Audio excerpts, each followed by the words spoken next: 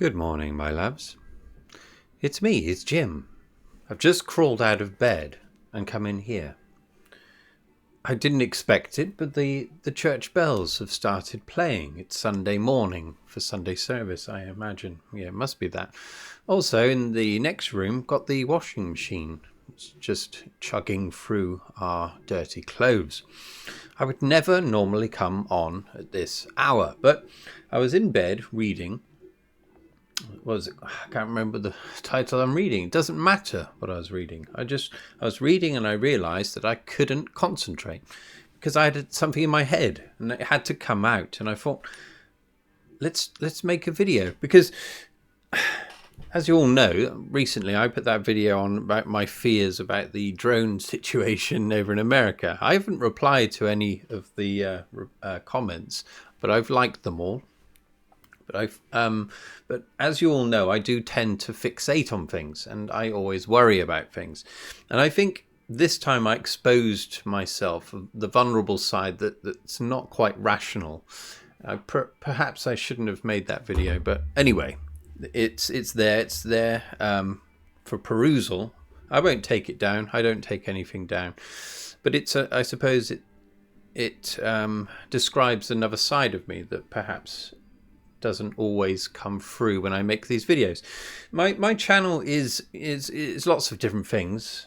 Any of you that have followed me or follow me from the beginning know that it's an amalgamation of all different things. Sometimes about me, or book reviews, or painting, or writing. Lots of different things. And so I think it's okay occasionally to say stuff that pertains more to me than anything else. I don't think that's going to be very interesting for many people, but it's useful to me to get ideas out of your head or thoughts and let other people help you work out what's going on.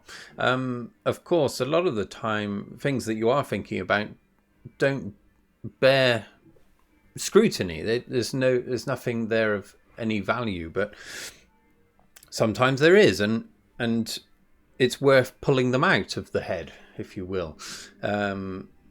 When writing or painting, I do the same thing. Sometimes an idea in your head seems really interesting, and it's only when you put it onto some kind of physical medium, paper, canvas, on here, that you realize it's exposed for what it is. Sometimes interesting, sometimes not. I think the only interest that might be derived from this video is perhaps a glimpse into the inner workings of my noggin, which probably isn't very interesting, but it would be useful sometimes for me to just talk, I suppose, about whatever. Anyway, I'm not worrying about anything at the moment. I think that would be quite a tedious thing to talk about, the various things I worry about, but I'm going to talk about something that is undoubtedly still a negative thing, but it's something that I think I'm getting closer to resolving, and that's very closely related to what I'm doing now. Whether what you've got inside your head is worth popping it out for inspection, shall we say.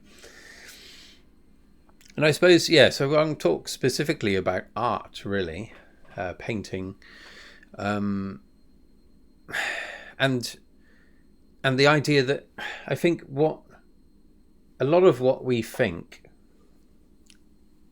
is what makes us who we are and makes life livable, or it contains the true essence of what it is to be alive. And a lot of that we all do it. I'm sure we all do it. We're thinking all the time about various things, and it stays buried in your head. I think the difference with artists or writers or whatever is that occasionally they get that and chuck it out, remove it from the self, and there is, in whatever form, for scrutiny, enjoyment, or just consideration.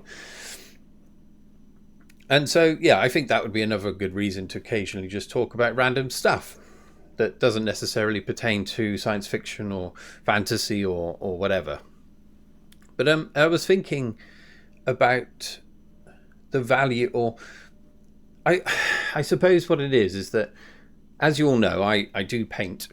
I always have all my life, or draw, or whatever, some kind of art. I never took it any further than amateur level hobbyism, perhaps. Although I went down the path of trying to take it further,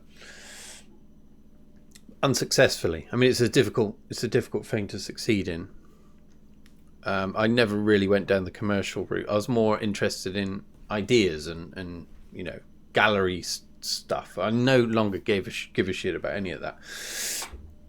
But I think there's this nagging feeling I've always had that there's nothing really worth expressing that I have. I don't have enough to say, perhaps. I think that stems from quite early on, really. I think I always knew I was quite good at drawing at an early age. But the getting better at drawing, specifically when I was at school, primary school and secondary school, became an all-encompassing thing. It was the thing I had that set me up against other people, or apart from other people. I wasn't very... At school, I was just a mess, really. Social recluse, mostly. I mean, I had friends, but I realised even then that I wasn't quite right, perhaps. A little too sensitive, far too sensitive. And I used, I think, art as the one thing that gave me some kind of... I could use it. I could say, well, at least I'm good at... I can do that.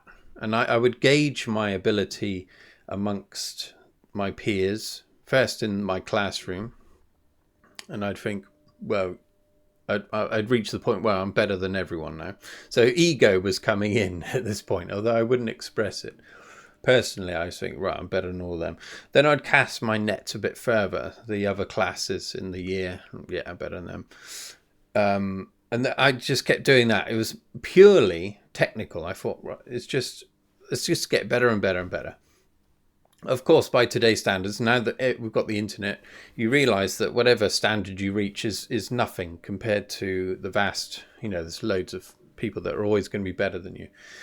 But I was always kind of secure in that knowledge that I was at least pretty good. But did I have anything to say? I didn't. Absolutely not. I was just good at doing it in a kind of craft way, I suppose. And then I think it was brought to a head, really, the suspicion I had that I never really had anything to say. I won't go into much detail. I wrote it in a book, one of my books. Someone told me, because they asked what did I feel as an artist in this particular environment that I was in. This is over in Japan. It was a beautiful setting, and I said I don't get anything from this. I was honest, and this person kind of made me feel, with what she then said, that I should have felt something. I should have been able to translate that into something, into some art. But I didn't feel anything. And I thought, and that kind of punctuated that thing that had always been hiding in plain sight, that, well, maybe I've got nothing at all to say, in art specifically. And I think that persisted until I went back to university. As a mature student, it would have been considered then. I was 26, and I started along the same path. I wanted to, in a competitive sort of way, I suppose. I thought, right, I want to be the best in this class. So at draftsmanship, the best at drawing, kind of thing. And I realised very quickly that was a mistake. We were just going down the same route. So I thought, right, fuck drawing and painting. I'll focus on a medium I've never used. So that's when I started using video and sound and things like that. And then I started to find there was something there. I did have things to say. And later on in writing, I think I started to work out that I had things worth considering, putting down on paper and people reading. And so I think I've come a long way in all that time, but it's still a lingering doubt, and it certainly sticks to me now when when I'm painting. I paint a lot, but a lot of it is superficial. It's facile. It's just a look, perhaps. I'm not trying to express too much through it, really, but occasionally I do. I think it just comes out naturally, just because I've reached this point where I can let the technique comes out, and I've got a bit more space to to work with. Sorry, it's steaming up in here because it's not heated up. It's a bit cold. It's been raining, and I want to get back to bed. But I thought I'll pop this on, and I don't know exactly what I wanted to say. I think perhaps it's the struggle, really, of when you're specifically an artist, I suppose, to reach a point where you're happy. But I don't think that ever happens. I sometimes envy artists that seem to know exactly what they're doing. They've got their technique down pat. They don't have to think too much at all. I have to a certain extent, but I'm never happy because I'm still learning. There's so much I'm doing that I don't know what I'm doing.